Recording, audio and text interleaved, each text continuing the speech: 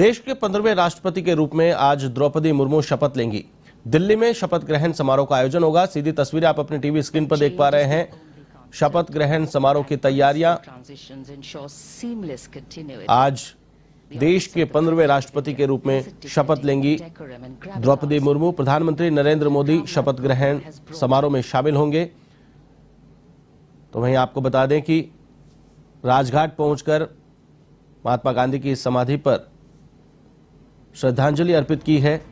आज देश को पहली आदिवासी राष्ट्रपति मिलने वाली है। शपथ ग्रहण के बाद 21 तोपों की सलामी राष्ट्रपति मुर्मू को दी जाएंगी।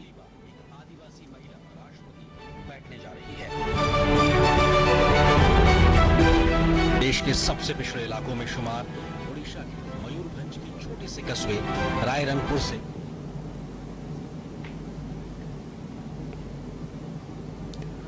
अब से कुछ देर बाद शपथ ग्रहण समारोह आयोजित होगा। सीजेआई एनवी रमन्ना नई राष्ट्रपति द्रौपदी मुर्मू को शपथ दिलाएंगे। शपथ ग्रहण के बाद 21 तोपों की सलामी राष्ट्रपति द्रौपदी मुर्मू को दी जाएगी। युवा काल का संघर्ष, व्यक्तिगत जीवन के उतार चढ़ाव, सार्वजनिक जीवन की सादगी और बेदाग छवि, यही है वो व्यक्तित्व जो देश की पहली महिला आदिवासी राष्ट्रपति बनने जा रही है। द्रौपदी मुर्मू का जन्म भारत की आजादी के करीब 11 साल बाद 20 जून 1958 को मयूरभंज जिले के बैदापूसी गांव में हुआ। उनका परिवार संथाल आदिवासी समुदाय से ताल्लुक रखता है और उनके पिता अपनी पंचायत के मुखिया थे।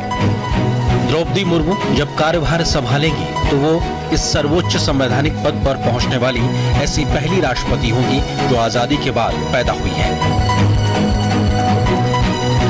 जब द्रौपदी मुर्मू ने भारतीय लोकतंत्र के पहले नागरिक का चुनाव जीता तो देश भर में खुशी का माहौल देखने लायक था।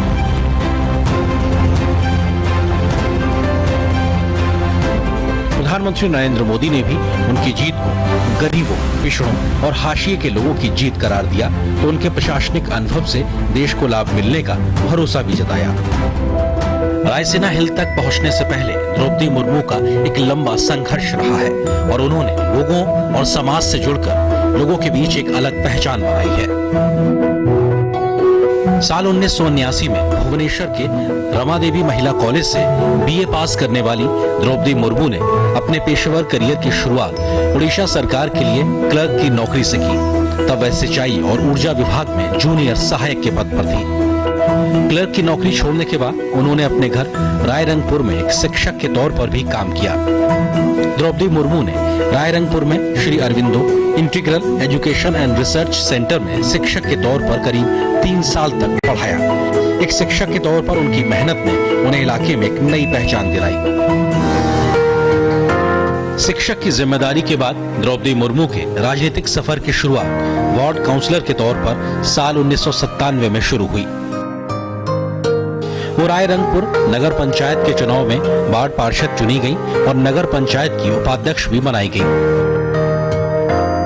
उसके बाद वे राजनीति में लगातार आगे बढ़ती चली गईं और रायरंगपुर विधानसभा सीट से बीजेपी की टिकट पर 2 बार साल 2000 और साल 2004 में विधायक बनी। पहली बार विधायक बनने के बाद वो साल 2000 से 2004 तक नवीन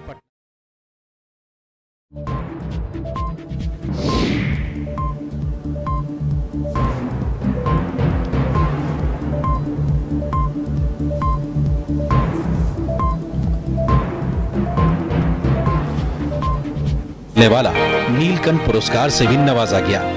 एक विधायक के तौर पर उनका आचरण और गंभीरता ने सभी को प्रभावित किया। जब द्रौपदी मुर्मू का राजनीतिक सफर आगे बढ़ने लगा तो उनकी व्यक्तिगत जिंदगी में बड़ा तूफान आया। एक एक कर अपने उन्होंने 2 बेटे खो दिए और उसके बाद अपने पति को भी खो दिया। अपने बेटे और पति के खो देने से वो एक तरीके से टूट गई और आध्यात्म की शरण में चली गई। खुद को बिखरने से रोकने के लिए उन्होंने योग और ध्यान का सहारा लिया। द्रौपदी मुर्मू को साल 2015 में झारखंड का राज्यपाल बनाया गया। मई 2015 में झारखंड की पहली महिला और आदिवासी राज्यपाल के तौर पर उन्होंने नई जिम्मेदारी संभाली। संवैधानिक पद से लेकर सार्वजनिक जीवन में रहते हुए दशकों के सफर में द्रौपदी मुर्मू का जीवन बेदाग रहा है। एक शिक्षिका के रूप में काम करने और सार्वजनिक जीवन में रहकर शिक्षा के महत्व को करीब से समझने के बाद द्रौपदी मुर्मू ने शिक्षा की अलग जगाने का बीड़ा उठाया और एक ट्रस्ट बनाकर शिक्षा के प्रसार पर काम करना शुरू कर दिया। उन्होंने SLS ट्रस्ट के नाम से न सिर्फ स्कूल खोला बल्कि बच्चियों के लिए एक हॉस्टल भी बनाया जिसमें करीब 70 से ज्यादा लड़कियां रहकर पढ़ाई कर रही हैं। आदिवासी इलाके में शिक्षा की अहमियत को बढ़ावा देने के लिए उनके द्वारा शुरू किए गए इस प्रयास का पूरे इलाके में अच्छा असर पड़ा और लड़कियों में शिक्षा के प्रति जागरूकता बढ़ती दिखाई पड़ रही है।